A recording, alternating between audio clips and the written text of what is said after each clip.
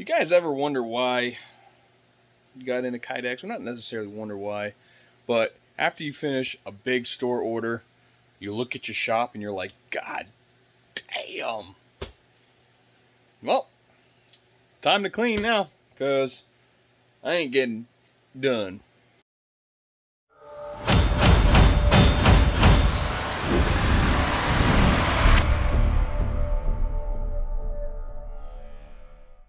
This was cutting all the holsters for this one job. Yeah. Oh, goes down there too. But I did. I ended up vacuuming and, well, I'll show you. That you couldn't even see. The floor you couldn't see. This I haven't touched yet, but that's just from sweeping where I drill right here, right? So now, you guys just saw the post last Friday where I cleaned this top to bottom, and this is one job's mess.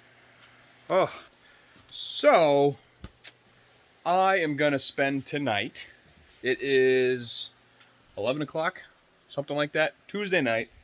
I'm gonna spend the next few hours and I'm gonna clean, because this this is fun. Regardless, this is why we get in the business. Make those holsters, make that money, and be like me. Clean up after your job. I was going. I even brought over an extra trash can, but it's just, it gets too much. So now I get to spend the time and just do more. I mean, look at this. All the plates that I had to use. And then I got to get into, I got to fix this over here. I got new, that stuff, epoxy I got to do.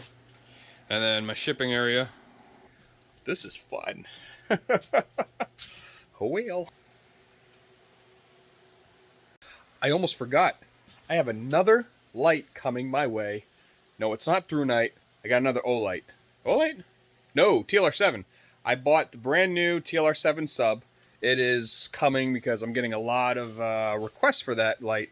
So, figured, let's order it, get it in, start offering holsters for that. And the next one on the list is the Balder S, I believe it is, from Olight. So we're going to be doing that as well.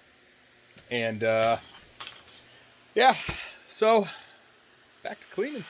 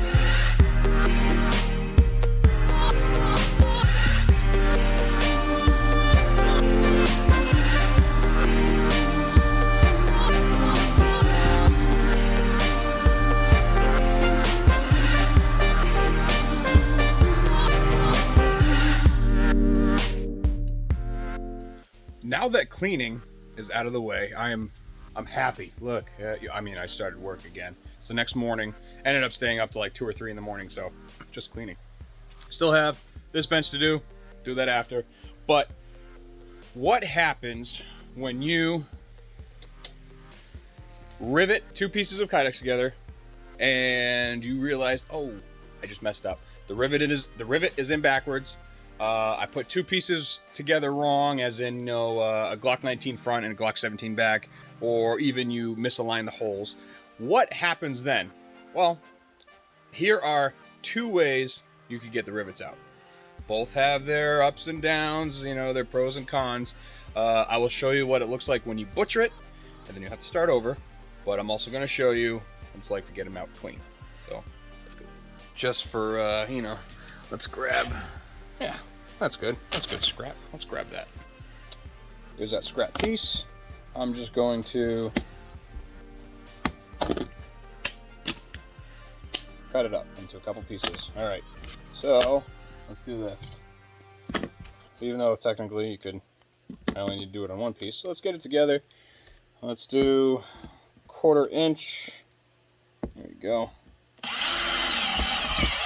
1, 2, 3, 4.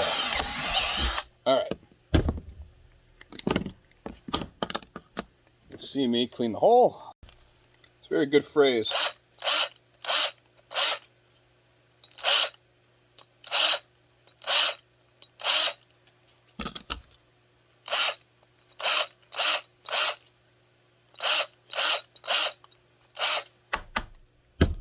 All right. I'm just going to go rivet these together, and I'll BRB.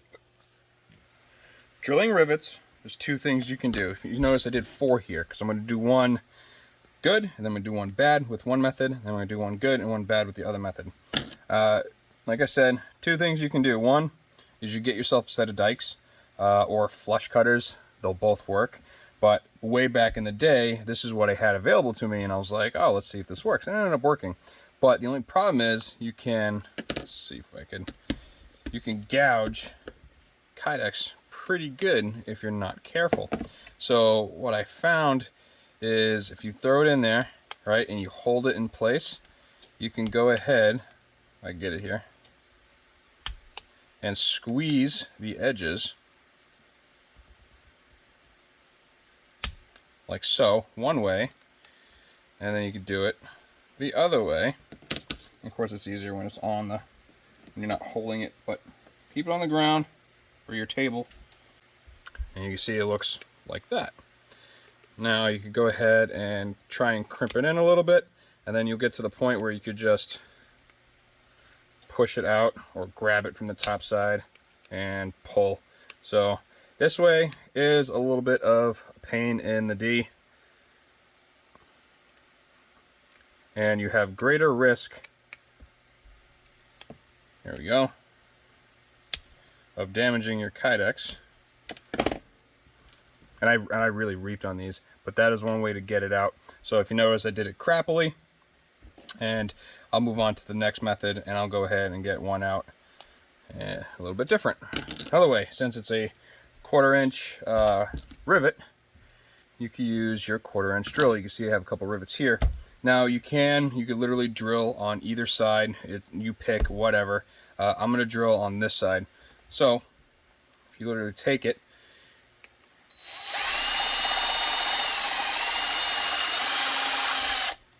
so it just broke through, and the whole thing is spinning now.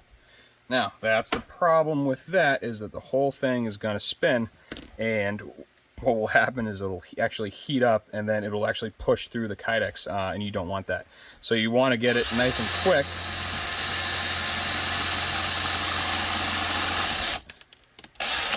Like so, and you have 0 damage.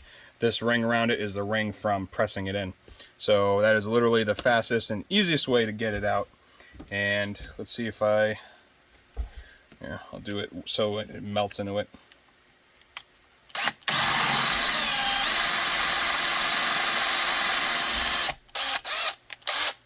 All right, so that one I pushed hard, and it started to come apart.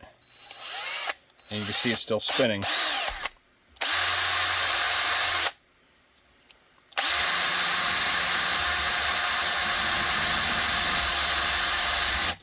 See what happens?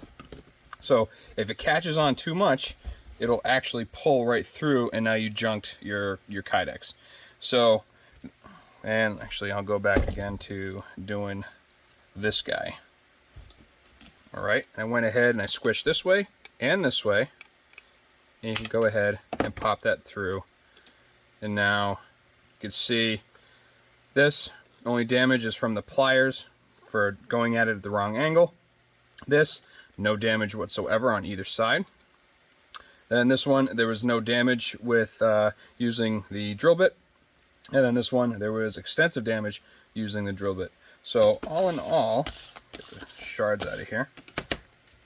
Separating kydex, I use these. Like I said, you can either pinch it or drill it. Both have their pros, both have their cons. They both work. Just keep that in mind.